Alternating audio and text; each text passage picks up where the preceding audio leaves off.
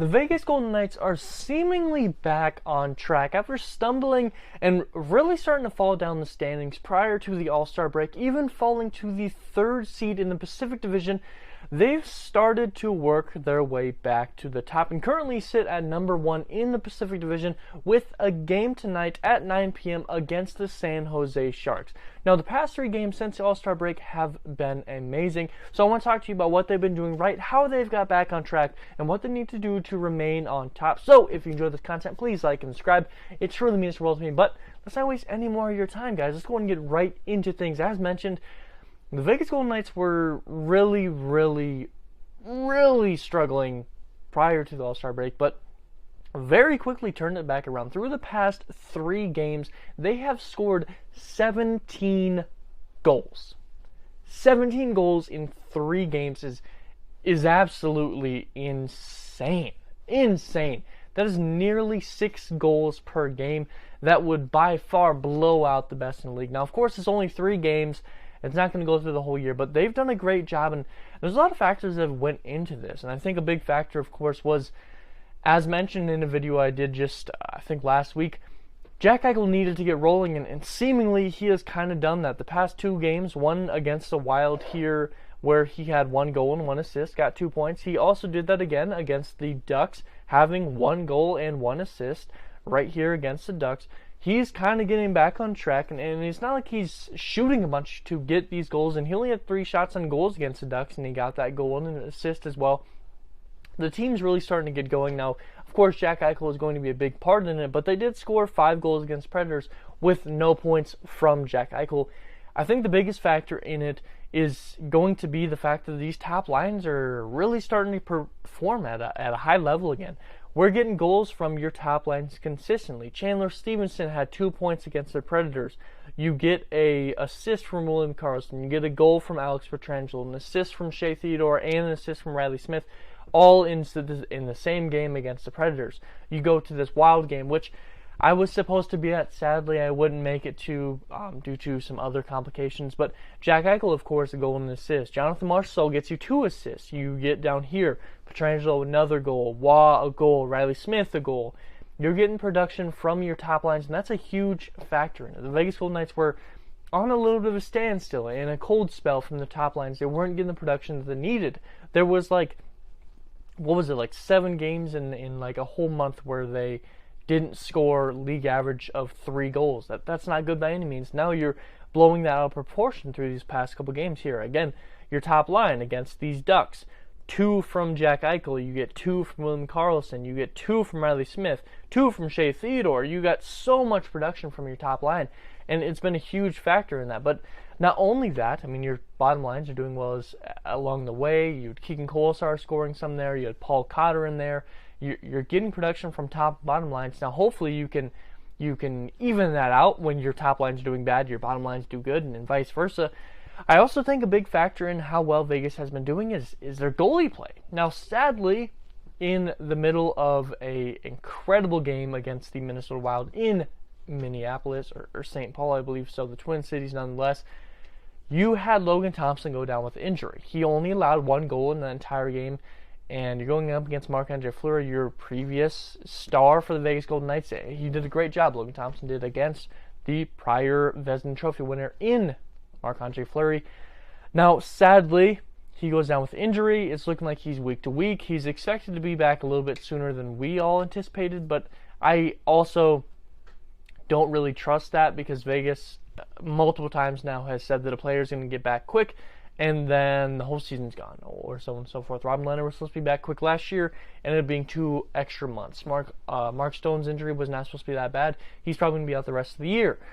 These injuries continually happen where it's expected to be short time and it goes a lot longer. So week to week for Logan Thompson, to me, sounds like month to month. That's just kind of how I look at it. And it's better to do that and end up him being quick than expect week to week and end up being long. Nonetheless, yeah, it sucks. It's massive. Logan Thompson by far was the #1 goalie. He was just an all-star, the best in the Pacific, maybe one of the best in the West entirely. He goes down, but you still do a good job. I mean, Adin Hill, when he did come in, didn't allow a goal against the Minnesota Wild. He only allowed 2 against the Ducks. You do, really, really good. Now you have the San Jose Sharks up next. They're not great at scoring goals. You should be able to put up and win at least. I'm not sure if you're going to be able to put up 5 goals again. But Vegas is, starting to get things going again for them,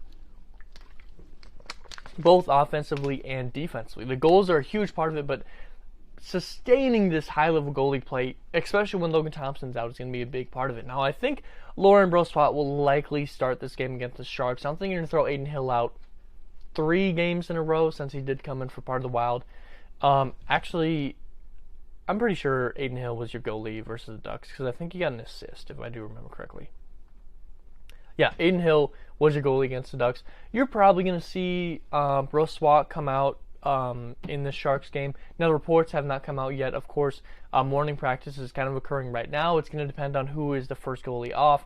It's probably going to be who your goalie is tonight. I've not seen those reports yet. Likely you will see that by the time this comes out, somewhere around like 5 o'clock, a little bit before this game starts here. But, you do have a little bit lighter of a schedule, to say the least, these next coming weeks, which is, of course, a good sign. You should be able to see it behind me. Hopefully it's not flipped for you guys. You have the Sharks, and the Lightning are a very, very good team. That's going to be a tough matchup. But then you have Blackhawks, and then you have the Flames, who are a tough team here. That gets you all the way to kind of mid to late February, which is the earliest portion where I could see Logan Thompson. Of course, if he's week to week, that means anywhere from like 2 weeks, 3 weeks, somewhere in that realm. Excuse me. And this would put him, of course, if he got injured versus the Wild on February 9th, you add 14 days to that. Now you're at the 19th, and 19th would be 10 days. You add 4 more days to that. You're on the 23rd, and that's the Flames game here for 2 weeks here.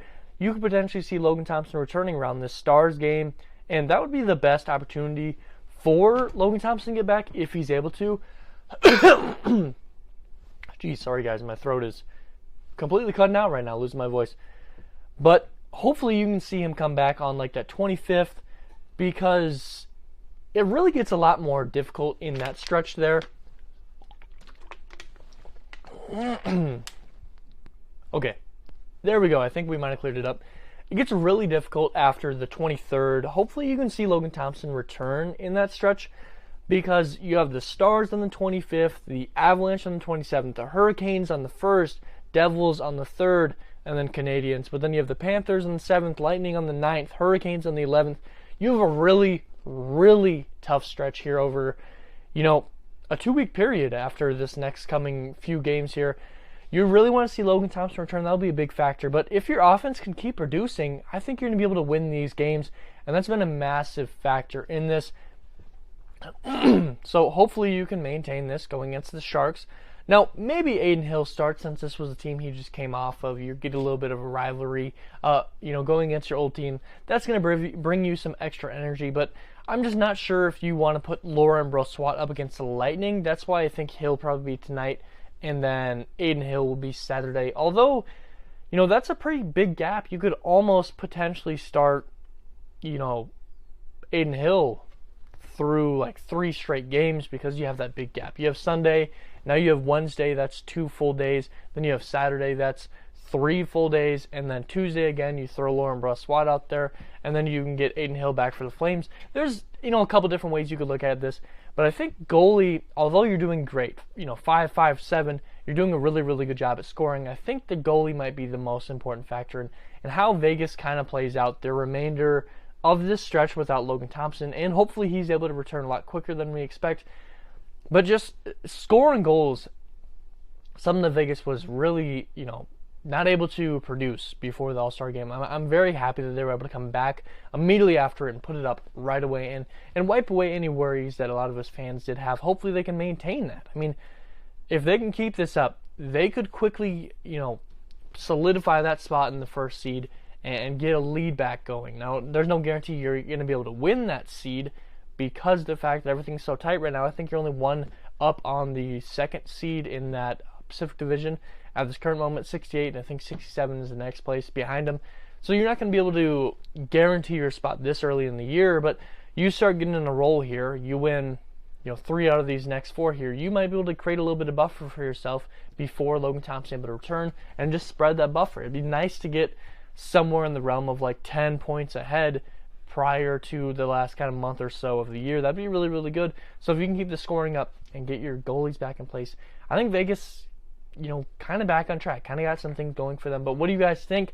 Do you think Vegas is going to be able to produce this production for a long period of time, or is this just a short span because they got the extra week of a break in the middle of the season? What do you guys think? If you enjoyed this content, please like and subscribe. It truly means the world to me. But as always, I hope you touched them today. Hope it made you smile. Hope it made you laugh. Something really important to me. Affects most day in a great way. And as always, you guys all be safe.